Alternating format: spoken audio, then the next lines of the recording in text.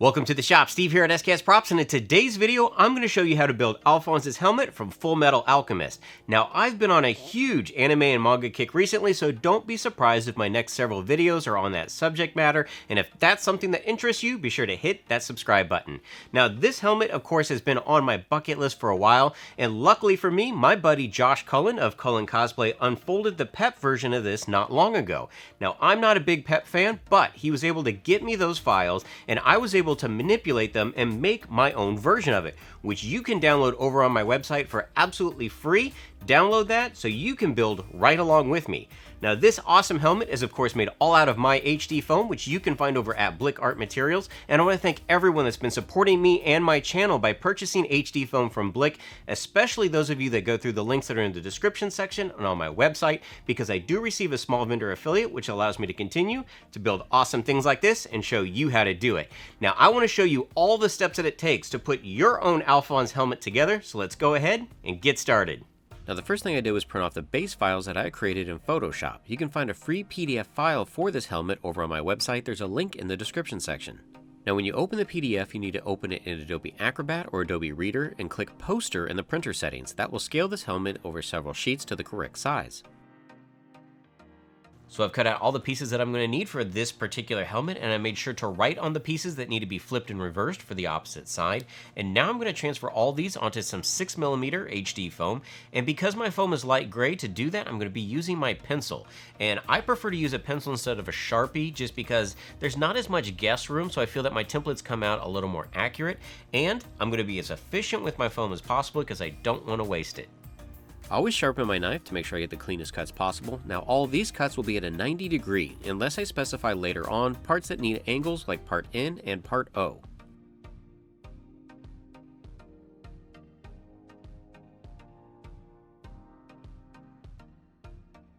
After all my pieces have been cut out, I take a compass and I mark in about 1/4 of an inch on parts J, K, and L. This will be a ridge detail that we'll define later on.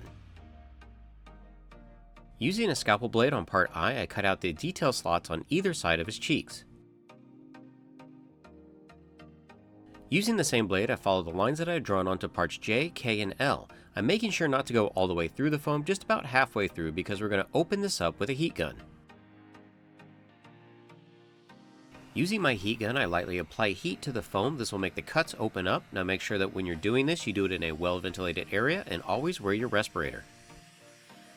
This is also a good time to start adding a curve to these pieces for assembly later on. Now I take my heat gun and heat up parts A, B, and C. Here I'm just rounding the foam over to make them conform to the shapes that I'm going to need.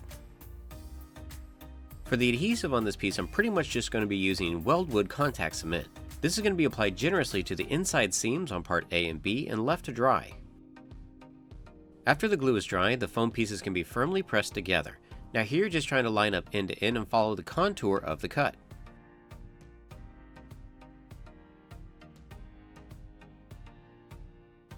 Next I'm going to apply glue to the inside seams of part B and C. Now, unlike the previous piece, I like to start off on either end and then work my way to the middle. That way I can make sure that it lines up properly on either side. And you can see how these three pieces give a decent shape to the lower jaw of the helmet. I go ahead and grab part D and apply adhesive to the inside that will have contact with part A.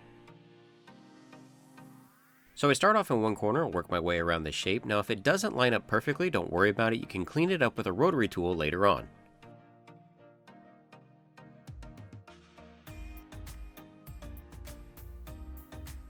Now it's time to place part E, and this is the piece that goes underneath of the chin. And if you notice, mine looks a little bit different than the one on the PDF, and that's because I'm constantly updating this pattern as I'm building it. Not knowing if this was going to be my final piece, I actually glued it in using some Bob Smith super glue rather than the contact cement. Either adhesive is a fine option, and both will work great for this build.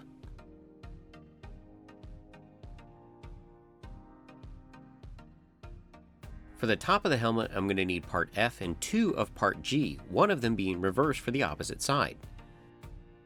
Notice when I'm pressing these pieces together, I'm really having to force the foam to conform to the shape that I need.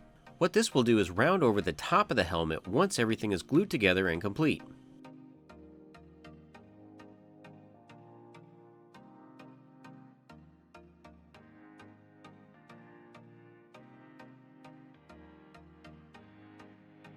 Glue can now be applied to the middle seam, and I work from the middle of the helmet down to the back. By gluing these pieces that are flared out together, you can see how it starts to round over the top of the helmet.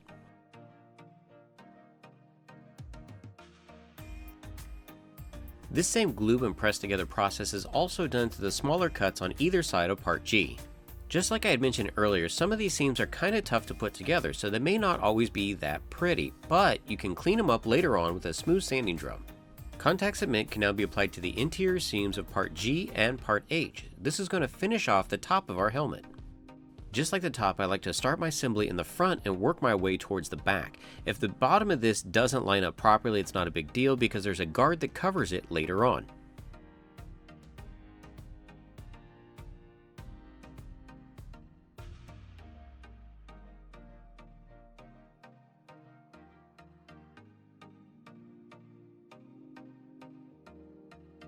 I glued together the final cuts on part H, and the top of the dome assembly is complete.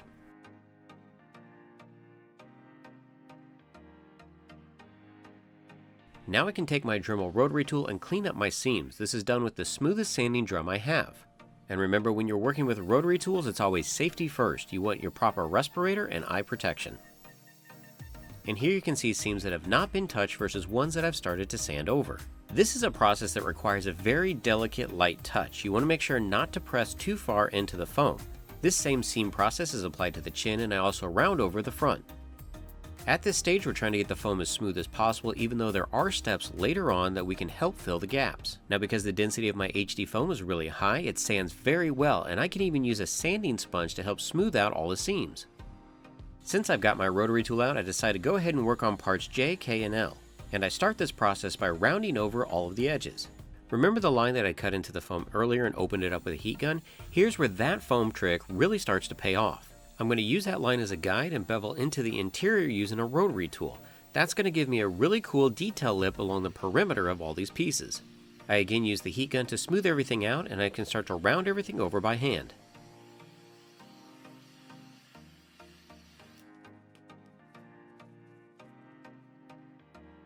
Now I'm going to move on to the face shield or part I. Notice there's a little bit of foam in between the eyes. That's so I can apply adhesive here and glue that to the back of part J. Now this middle section does go behind part J, but the outsides of it go on top. So I mark that with a pencil and then glue that into place using some Bob Smith super glue. Notice how this piece also lines up parallel to the ridges that I'd cut in earlier. The face mask can now be glued onto part C, and I start by marking it with a pencil so I know exactly where my adhesive needs to go. If you're looking for a reference point, you'll see that the outside jaw and the outside of the cheek line up.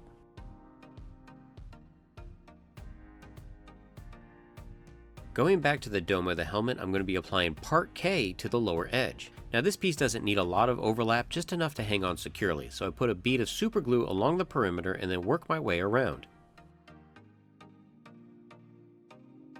This same overlap process is also applied to part L. The biggest thing to note here is that you want the ends of part L and part K to line up.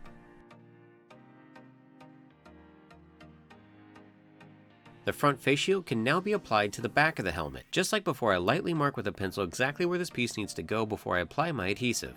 Again, for a reference, you'll see how part K and part I line up pretty parallel. Once those are glued on, you want the front of the dome to lightly tuck behind part J. This is going to give enough separation that it looks like a separate piece, but you're going to put a bead of glue in here to keep it in place. Isn't it awesome to see how 14 flat pieces of foam can be manipulated and take the shape of this helmet?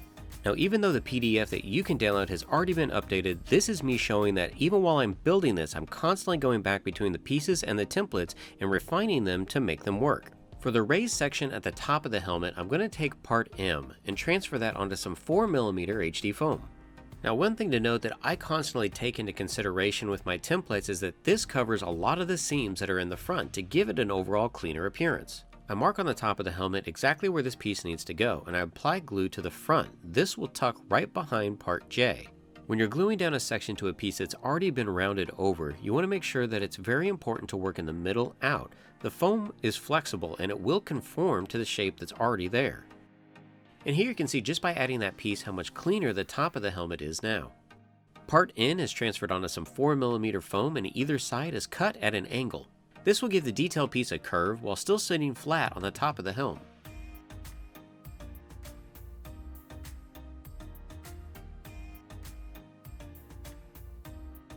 To make the cone at the front of the helm, I transfer part O onto some 4mm foam. The sides of the cone are cut at an angle while the back is cut straight. This will help me glue it together. Now at the very top of the cone, I need to remove a little bit of material with my Dremel rotary tool so that way it can close properly. I add more contact cement to this piece, and I start by gluing it together at the bottom and working my way up.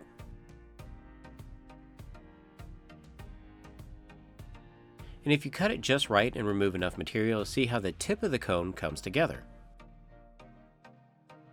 Now of course I do have a seam on the bottom of the cone, and I'm going to try to remove as much material of that as possible using my rotary tool. And because I did have to remove some material, I added a small strip of 2mm foam to the inside of the cone to reinforce the seam. After I mark exactly where the cone is going to go on the forehead, I remove some more material from the top and bottom of the base. And that's because the forehead itself isn't flat, it's curved. So by removing material from the middle, it will help the cone sit flush. Super glue is applied to the base of the cone and it can be pressed into place. Now like you've seen me do with several other of my pieces, I want to protect the end of this cone so it doesn't get messed up, so I'm going to do my super glue method. I'll put a link up above to the original video, but basically I spread super glue all around the surface and then hit it with an accelerator. This will harden the foam and make sure that the tip of the cone stays to a point. The surface can even be sanded with a sanding sponge to keep a consistent texture. To create the fake rivets on either side of part I used a small hole punch on some 4mm foam. Now if you don't have a hole punch, you could also use a sharpened pipe or just some scissors. The small rivets for the top of the helmet were first marked for placement with a pencil. These rivets were then cut from some 2mm foam and put into place with some tweezers.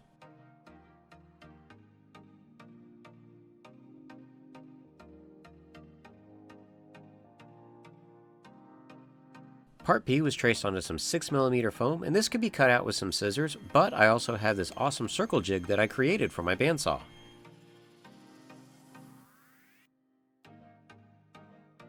Once I had all 4 circles cut out, I cut out the middle of 2 of them with a scalpel blade for a tiered effect.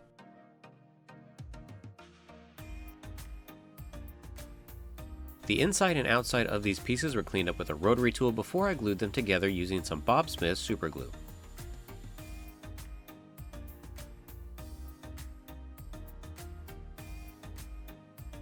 After the glue had cured, they could then be attached to either side of the helmet.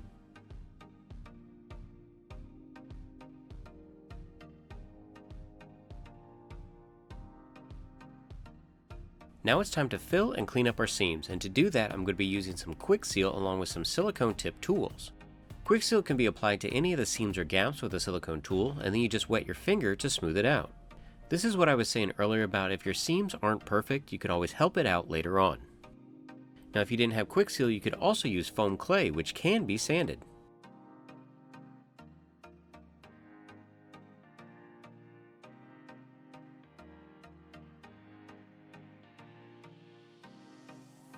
To seal this helmet off, I'm going to be using Plasti Dip, and I'm probably going to use 2 to 3 light layers. You want to stay at a uniform distance and don't overspray because then it might run.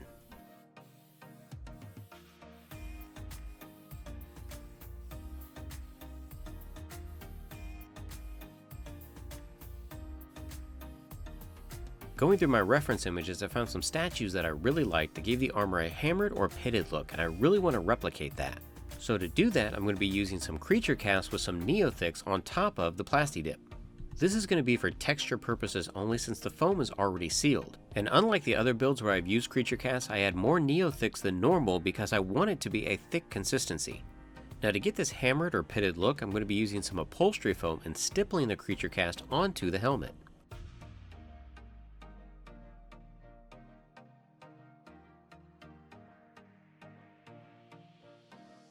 My first pass of this is pretty thick because I want a consistent coverage, but then I go in with a clean block and blot it down.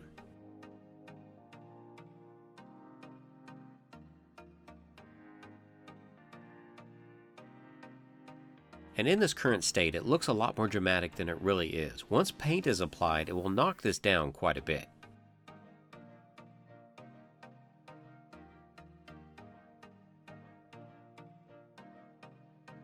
Now your upholstery foam will eventually start soaking up this creature cast, and when it gets to that point it's kind of unusable, so just take some scissors, cut off that, and you've got a new surface.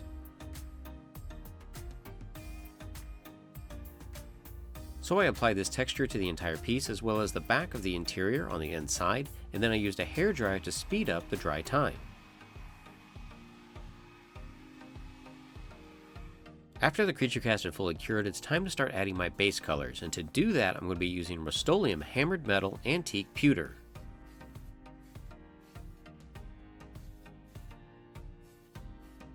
The Rust-Oleum Hammered Metal is applied generously to the entire surface, and you can see even after it dries, the creature cast texture still shows through. To begin the weathering process for this helmet, I'm going to start by using Liquitex brand Mars Black as a wash. This paint is applied directly to the surface using a 1-inch mop brush and a lot of water. After it's allowed to sit for a little bit, I then go in with a damp paper towel and mop up a lot of the excess paint. What this process is doing is it's getting paint down into all of our cracks and crevices, which is great, but it's also priming the Rust-Oleum for more additional acrylics. A hairdryer can then be used to lock this layer in, and now it's time to move on to layer 2. Layer 2 involves a lot less water and a higher pigment count. I specifically switch over to a filbert brush so that I have more control of where the paint's going to go. A lot of the choices for where the paint goes is based on light sources. Most of the time the light is coming from the top, so you'll see paint on the underside of the jaws and in shadowed areas. Now Alphonse has this little detailed area at the bridge of his nose, and rather than building that out of the foam, I figured it'd just be easier to have it as a flat piece and paint in this detail. I do that by laying out the lines of this detail and then going in with a dry brush and feathering the paint away.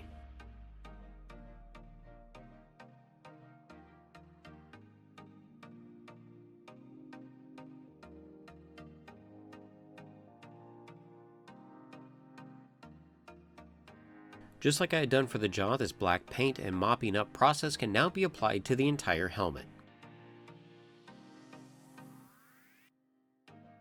I want to take a moment to thank all my Patreon supporters because a lot of you have been with me for quite some time, and your continued support allows me to build awesome things like this and freely share it with the community. Now, if you're new to my page, feel free, go over and check out my Patreon. One of the first things that you'll notice is that I don't have paywalls on my page. Everything that I do, all my information, my templates, they're absolutely free. Patreon is only there as a donational basis. And if you can't do it by the month, on my main page under templates, I do have PayPal buttons. So if a particular tip or trick or template helps you out and you have the means to donate to help support the channel, please help me do that because every little bit helps. So I want to thank you all for your continued support, and I'll keep making videos. Now that I've really dirtied the helmet up, I can start to add the highlights, and to do that I'm going to be using Liquitex Heavy Body Iridescent Rich Silver. Now this particular paint is not applied to the entire area. I'm picking specific spots around the teeth or around the jawline that need this brightness, either to subdue the shadows or add a scratch metal texture. Now if you haven't used iridescence before, one thing to note is you do not want to add water to these. You want to just use the straight pigment because water will displace it too much. And here's the cool thing about paint too, it's all about the layers. So if you went a little overboard in your beginning processes of doing the washes, you can add as many of these highlight layers as you feel necessary. So prop makers and cosplayers are pretty much hoarders, and I purchased this horsehair about 7 years ago, but I finally have an opportunity to use it. These three sections are bound together with some metal wire. Now the hair that comes out of the top of Alphonse's helmet doesn't sit flat, it actually kind of sticks up a little bit. And to replicate this, I'm going to be using a metal rod. This rod is painted with some unbleached titanium just so it doesn't stick out like a sore thumb. And then I super glue the end of this into the middle of the tufts and then glue the hair around it. Now the horsehair is pretty stringy, but when you look at the reference images for the anime and for the statues, the hair is clumped together pretty tight, so my solution for this is to use some Elmer's glue. The Elmer's glue can then be painted onto the hair and it's just enough to bind it all together.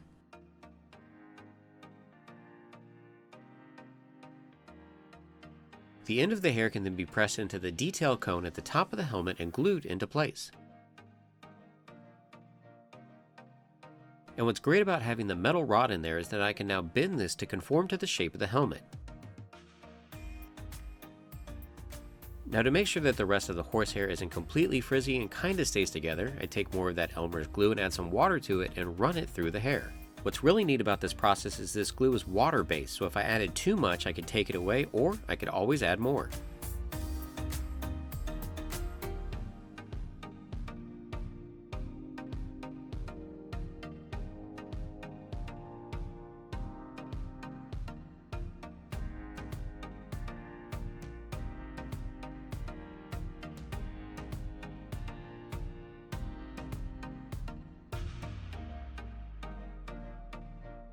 So you all can see the steps that I took to put together Alphonse's helmet. Now remember, the templates for this are absolutely free, so go over and download those from my website and build right along with the video, and you can have your own helmet in a short amount of time. Now if there's a particular prop or costume piece from an anime or manga series that you'd be interested in, go ahead and leave that down in the comments section, and I'll see what I can do. Now if you're enjoying these videos, give them a thumbs up, share them with your friends and family, and remember, if you're building any of my builds or using HD foam, be sure to tag me at SKS Props on Twitter and Instagram because I want to see your creations. Until next time, build your best with the best. HD Foam.